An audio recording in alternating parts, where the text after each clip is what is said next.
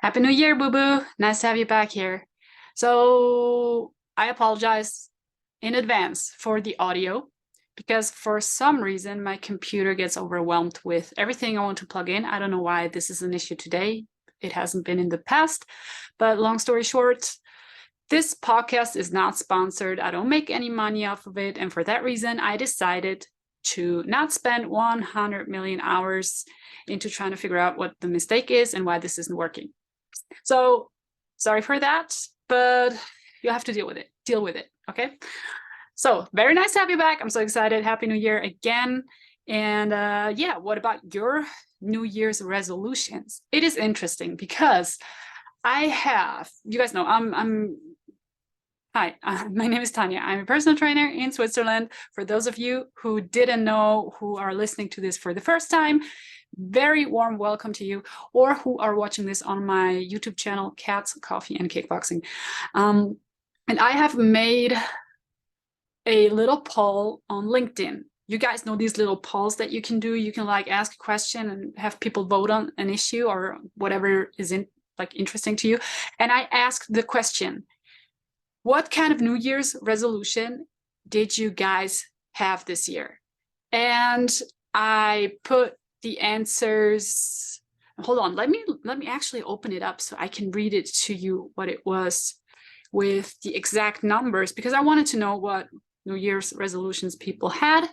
And the answers were very interesting because I had little different categories. One was I want to eat healthier. One was I want to do more sports or move more. One was I want to be less stressed in my everyday life. And another one, the last one, was I don't have any New Year's resolutions. And I got a whopping 70 votes on it, which is pretty fucking cool. However, 57% voted on I don't have any New Year's resolutions. Followed up by 24% who said I want to be less stressed in my everyday life. And after that, 16% of people who said I want to do more sports, I want to move more in 2023, and 3% said I want to eat healthier. So compare that, again, 70 votes, right? Compare that to Statista, which is a website for statistics. I don't know if they do, I think they do global statistics too.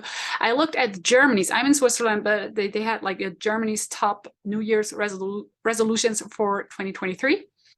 And they asked 351 people to set, choose, like it was multiple choice, right?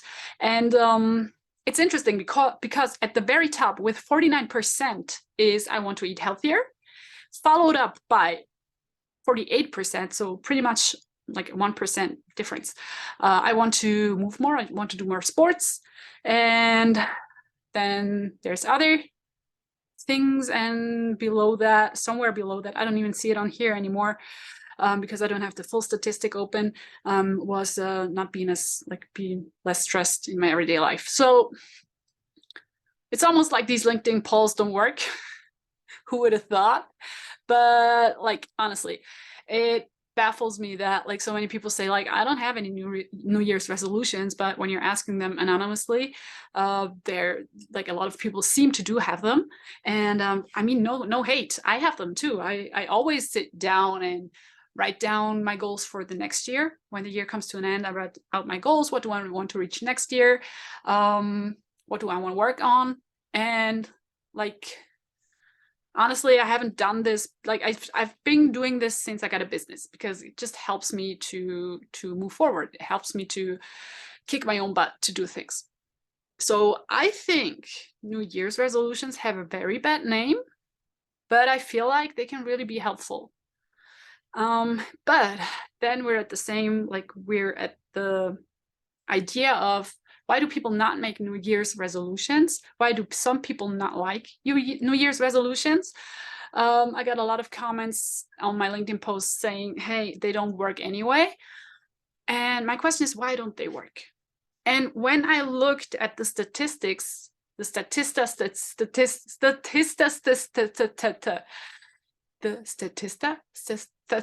that's a tongue breaker. Oh my gosh.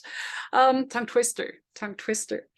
So funny. It's tongue breaker in Germany, but it's tongue twister in English. That's so funny. Anyway, the statistic of Statista of 2022, New Year's resolutions. I don't have the exact numbers in my head, but I did look it up, and eating healthier and like moving more and doing more sports has been at the very top too. So I wonder what's happening here. Why would we have the same New Year's resolutions for 2 years? Because if you manage to follow a routine that allows you to eat healthier and like move more in everyday life, you wouldn't have to make the same resolution the next year. So what is happening here? I feel like New Year's resolutions are like this dark secret nowadays that people don't like to share. Maybe because they don't like this is my conspiracy theory. People don't like to share New Year's resolutions because they don't want to be accountable. They don't want to let people know, because in case they're going to fail, because they often do. And I tried to discover with my personal trainer brain, I got into why this is, why our New Year's resolutions often don't work, and most important of all, what we can do to make them work. And I put together 5 tips for you guys that hopefully help you to make a difference this year. So let me just get started with the first thing I have in mind of why New Year's resolutions don't work or fail often. And it is, you're not clear in your goal. Because I hear so many people, even like the poll, right? I mean, of course, they couldn't be like super specific in the questions, but the questions, the options. The options were, I want to move more, like do more sports. And the other one was, I want to eat healthier. And a lot of people leave it at that. It's like, okay, I want to move more. All right, let's look at that. What does it mean to move more? What do you mean I want to move more? It's a cool goal. It's an important goal, important for our physical health, for our mental health, for if you wanna put it that way, for your looks, if you want to lose weight, and that's a reason why we want to do more sports or move more. But it's not a clear goal. It's like if I were to tell you, bake me a cake. And you'd probably be like, okay, what kind of cake do you want? Like, okay, I don't know, I want just a standard chocolate cake. And you're like, okay, so what's in the cake? And I'm like, okay, you put some flour in it, some eggs, some chocolate powder, some sugar. Then you're gonna be like, okay, what now, right? And chances are you're gonna bring me a gooey mess and be like, Tanya, that didn't work. I tried to make a cake, you told me what I needed, but you weren't specific. So now I have to do this gooey mess instead of a cake, right?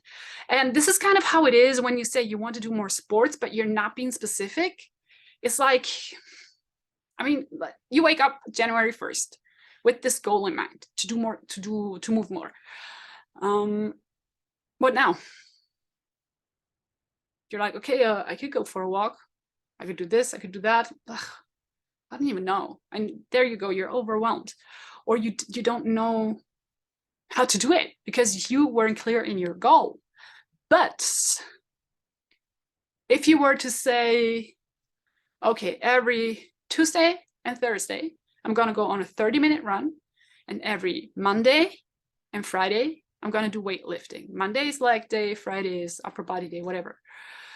And you'd also have your program in the back of your head or written down. That is a clear goal. That is something you can hold on to when you're unsure how to do it, when you're not motivated, when you're struggling in your everyday life to make time. If your goal is clear, it's going to be a tiny bit easier to stick to it than if you're just saying, okay, I want to move more. Because what does that even mean, right? So be specific in your goal, especially if you have a goal that you want to reach. Like, you can't say, I want to be able to run a marathon, but not have any steps in place to get there, because you're going to get a gooey mess. So that's the first one. Be specific, be clear in your goal, and make a specific plan. Second tip. You probably want too much. Hear me out, boo. We love this motivation boost that we get when we see this image of ourselves of, well, I'm a fitness professional, right? So I'm just going to use the image of a six-pack, right? That's your goal. And you wake up January 1st and you have this image in your head. You're super motivated. You're like, I'm going to get this six-pack. I'm going to get this flat tummy. I'm going to get these shredded abs. I'm going to get this sick physique. Oh, I'm so excited. And you run to the gym and you do 1 million crunches, which is not how you get a six-pack, but bear with me. And you do all this crazy shit to get your six-pack. And you're killing it in the gym. You're killing it on Monday, on Tuesday, on Wednesday. You get tired. Okay, I'll go next year. Next year, I can go next week. You're killing it again, Monday, Tuesday. Oh, Wednesday is not a good day. Okay, next week, I'm going to kill it again. You're going to kill it Monday. Oh, Tuesday, you get in, you don't have a lot of time, so you do your 10 crunches, you go home, you forget, you kind of lose motivation. You see where I'm going with this? Usually when we're super motivated, we are overworking ourselves. Sometimes even to a point where we get injured in the process, which is even worse because now your goals fall right behind, like far behind you. And we're super motivated, but motivation has the tendency to drop and then crash and burn for good. That's the thing with motivation. Motivation is not something you have or you don't. Motivation is something you have to work on, like a good relationship, right? You have to be in a relationship with your motivation. And New Year's resolutions, believe it or not, are gonna stand or fall with your motivation. So in order to stay motivated, do smaller, like make yourself smaller goals, like smaller steps. Break it down, and less is more. I always say less is more. Do less, but over a longer period of time, which brings us to the next point that I'm going to make, to tip number 3, be consistent. Consistency before intensity. Because if you're consistent, if you do, let's say you make it easy, right? You say, okay, I cannot do my, what is it? Like my 3 runs a week and 2 days of weightlifting. I don't have time for this. It's not fun for me. It's too much. Then go smaller. It is okay to go smaller, because smaller usually wins, because you can stick to it. So if you say, okay, I cannot do this, you can say, okay, I do 2 runs a week for 15 minutes. And I do weightlifting, the whole body, once a week. It'll be easier for you, trust me.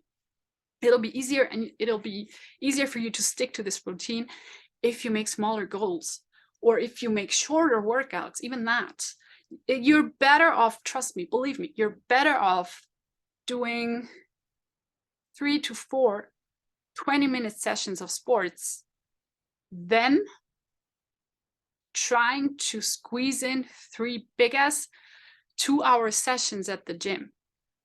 And I'm saying this to people who usually are not used to doing sports, or who want to do more sports, not professional athletes. That's a different story. Or people who work to I don't know, go to a competition or something, that's a different story.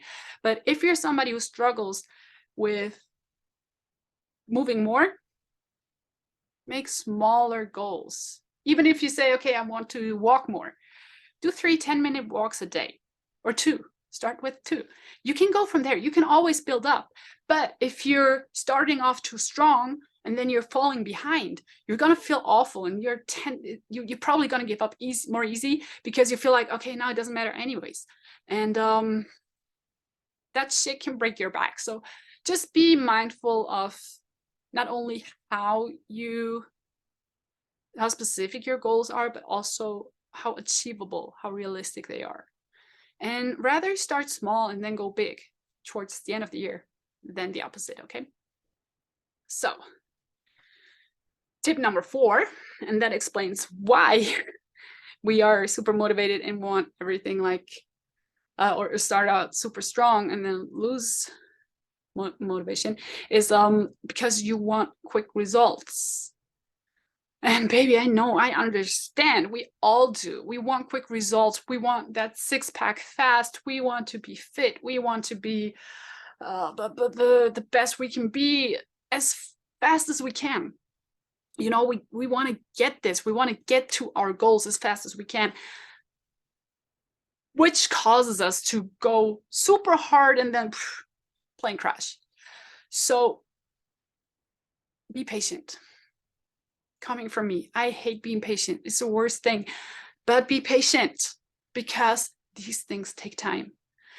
And the thing is, how do I say that?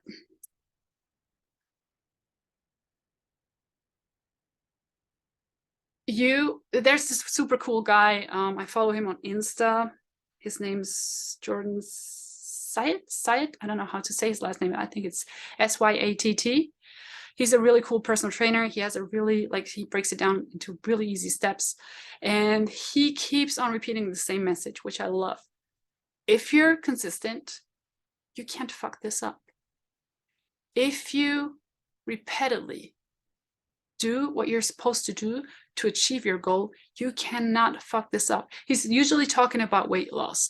And that's such a good example, because if you're consistent with your calories, with what you eat, and you just stick with it, you cannot fuck this up. It's so true. This is the most simple thing, but still hard, I know. But try to fall in love with the process. Try to enjoy the process. And kind of forgetting about how fast you want it. Which brings me to tip number 5. Be in the moment. Think about what's going to be in 3 months. No, sorry, I said it wrong. Oh my gosh, I said it wrong. Think about, off to a good start. Think about what's going to be in 3 years instead of where you're going to be this summer. Because let's say you want this beach body, right? But probably you realize in spring that you want a beach body. Because, yeah, that's just how we are sometimes, right? And now you go hard because you want to achieve that spring body. And if you want to achieve it faster, you have to go harder. And as we said before, if you go hard, you're probably gonna lose motivation faster. So maybe you'll achieve this beach body, but after that, you're going to be like, oh, I'm done. I want to eat ice cream. I want to enjoy life. I want to sit and lay in the sun, do nothing. I'm done with this. Fuck this. And then you bounce back. You bounce back? No, that's a good thing. You bounce back into the bad thing, to your bad habits. And that is what usually happens. We want to look good for, I don't know, our wedding, for this summer, for this party, whatever it is. And we work really hard to get there. And then we lose motivation because we had to be so strict to get there. And then we fall back into the old habits after that. But if you keep on imagining yourself, like, first of all, if you give yourself the time it takes to lose weight, to get fit, to get more muscles, and you think about what's going to be in 3 years, how you're going to look in 1 year, in 2 years, in your years, in 3 years, in 4 years, and 5 years from now, is going to be a different story. Because then you're going to realize that this is something you have to do consistently. This is something you have to live every day. And also, you're gonna like have a more realistic picture of yourself where you're gonna be then. Does that make sense? I hope it does.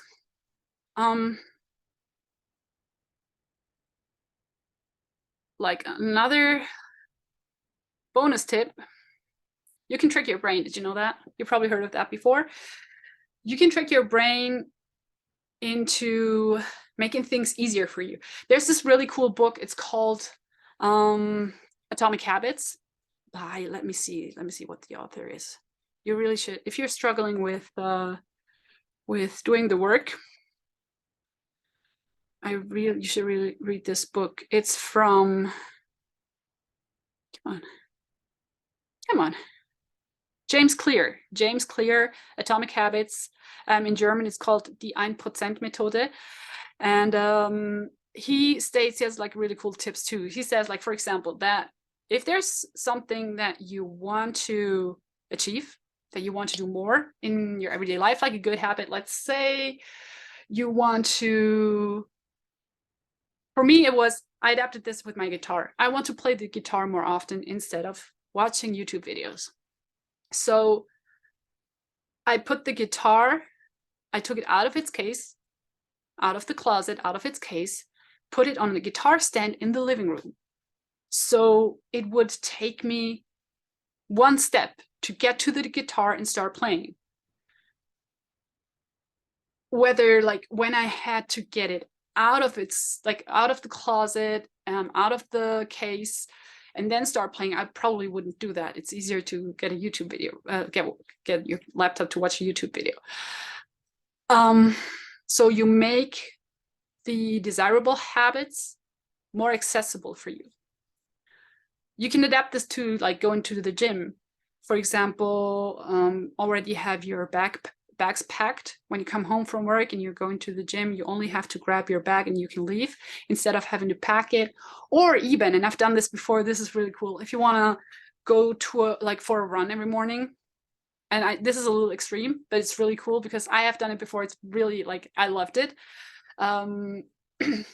You sleep in your running clothes, like in your running gear. So when you get up in the morning, you're already dressed. You can just get out the door and go. And also stuff that you don't want to do. Let's say I don't want to watch YouTube videos all the time. What do? I take my laptop, I shut it off, I put it somewhere where I have to first find it. Or he made an even better example. If you want to watch last TV, just take the batteries out of the remote and put them in a drawer somewhere. So if you have the guitar right there, but your remote has no batteries and you'd have to get up and get the batteries first, you might choose the guitar over watching TV. So that's a really cool example. Also, what I meant by also you can trick your brain by giving yourself small rewards for something good you've done. So every time you went for a run, you can watch your favorite show after, something like that. This couples the experience of running with the reward. Dopamine, right? We all need dopamine, and this is how you get it. So yeah, more tips in the book. Check it out. It's really cool. And yeah, that's it from me. If you need any help with accomplishing your goals for 2023, your fitness goals, your weight loss goals, whatever it is, hit me up, let me know. I'm your woman. I'm here to help. And yeah, anything else? Again, Happy New Year. And oh yeah, did you know I have a second podcast? It's in Swiss German. It's called Wir Kampfsportlerinnen, which means us combat sports women. I don't know. Women in combat sports. I don't know. We are women in combat sports. That's probably the best translation. And that's one thing. It's on Spotify too and iTunes. And what else? Kickboxing Kitty, you can get, if you're in Switzerland, you can get Kickboxing Kitty for 65 Swiss francs. It has like a little tail, it has little toe beans, it's really cute. I love it, it's super sweet. And if you enjoy my podcast, you can support me and buy me a coffee. It's buymeacoffee.com/Tanja Mader. That spells TANJAMADER. I would really appreciate that. Also, yeah, check out my other channels. You can just go to tanjamader.com. No, that's .ch, excuse me, tanjamader.ch, and you'll find my German website, but you'll also find linked all my social media. I usually write in English on Instagram most of the time. You'll find my YouTube, you'll find my podcasts, you'll find my LinkedIn. Just check it out. I'm here, I'm back, and I'm glad you are too. And I wish you the very best year, 2023.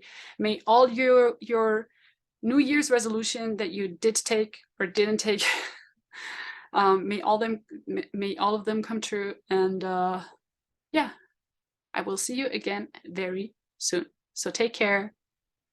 Bye bye. Oh yeah, don't forget, you are stronger than you think.